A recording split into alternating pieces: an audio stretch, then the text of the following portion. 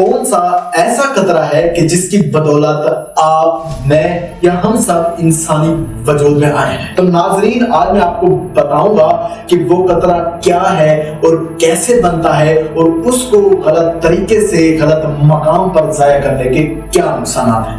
یقیناً آپ جان گئے ہوں گے کہ آج کی ہماری گفتگو ماسٹربیشن جلد یعنی مشتری کے متعلق ہے۔ تو چلتے ہیں ویڈیو کی طرف۔ السلام علیکم ورحمۃ اللہ وبرکاتہ۔ تو میں آپ کا دوست حکیم حسنین رضا سن آف پروفیسر حکیم عاشق حسین جعفری مطلب حسنین یونانی دواخانے کی طرف سے آپ تمام کی خدمت میں حاضر ہوا ہوں۔ تو آج کا ہمارا ٹاپک ہے وہ قطرہ کیا ہے، کیسے بنتا ہے اور اس کو غلط طریقے سے غلط مقام پر ضائع کرنے کے کیا نقصانات ہیں جس کی بدولت آپ، میں یا ہم سب انسانی وجود میں آئے ہیں۔ تو وہ قطرہ منی ہے۔ اللہ رب الحکمت فرماتا ہے کہ ہم نے انسان کو مٹی کے جوہر سے پیدا کیا ہے۔ تو میرے بابا، میرے استاد محترم حکیم عاشق حسین جعفری فرماتے ہیں کہ بیٹا، جو انسان خوراک کھاتا ہے وہ مٹی سے پیدا کی گئی ہے۔ جو خوراک انسان کھاتا ہے سب سے پہلے رس بنتا ہے، پھر اس رس سے خون بنتا ہے، پھر اس خون سے گوشت، گوشت سے چربی، چربی سے ہڈی، ہڈی سے مغز، پھر جا کر یہ ایک قطرہ منی کا پیدا ہوتا ہے جس کی بدولت ہم سب انسانی وجود میں آئے ہیں۔ میرے بابا کہتے ہیں کہ 7 مشینوں کے گزر جانے کے بعد پھر جا کر ایک قطرہ پیدا ہوتا ہے۔ قسمت ہے وہ لوگ جو اس قیمتی جوہر کو غلط طریقے سے غلط مقام پر ضائع کر دیتے ہیں، اور جو ایسا کرتے ہیں بعد کو ہمیشہ وہ پچھتاتے ہیں۔ تو ناظرین، آپ جان گئے ہوں گے کہ یہ قطرہ کیا ہے اور یہ کیسے بنتا ہے۔ اب ہم چلتے ہیں اس قطرے کو غلط طریقے سے غلط مقام پر ضائع کرنے کے نقصانات کے بارے میں۔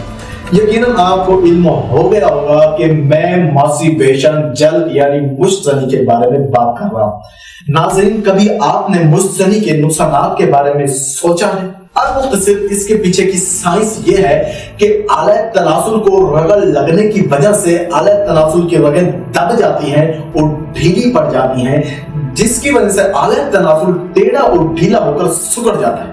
اس کا مین نقصان یہ ہے کہ مشت زنی کرنے والے کا آلہ تناسل جوش کے وقت بھی کھڑا نہیں ہو سکتا اور اس کی جڑ پتلی ہو جاتی ہے اور اوپر سے موٹا، نیچے سے پتلا اور قد میں بھی چھوٹا ہو جاتا ہے، اور خون آلہ تناسل کی رگوں میں دب جانے کی وجہ سے بند ہو جاتا ہے، جس کی وجہ سے شہوت جلد ہی غائب ہو جاتی ہے۔